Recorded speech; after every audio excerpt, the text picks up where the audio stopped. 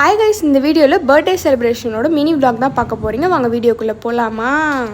ஃபேமிலியில் யாருக்கா பர்த்டே அப்படின்னா நாங்கள் 12 ஆச்சுனாலே நாங்கள் வந்து வீட்டிலே வச்சு கேக் வெட்டிடுவோம். எப்பயுமே ஆஸ் யூஷுவலாக இதான் நடக்கும். இந்த தடவை கொஞ்சம் டிஃப்ரெண்ட்டாக இருக்கட்டும் அப்படின்னு சொல்லி நாங்கள் பீச்சுக்கு போய் கேக் வெட்டலான்னு பிளான் பண்ணியாச்சு. பிளான் பண்ணி எல்லாம் முன்னாடியே போயிட்டாங்க.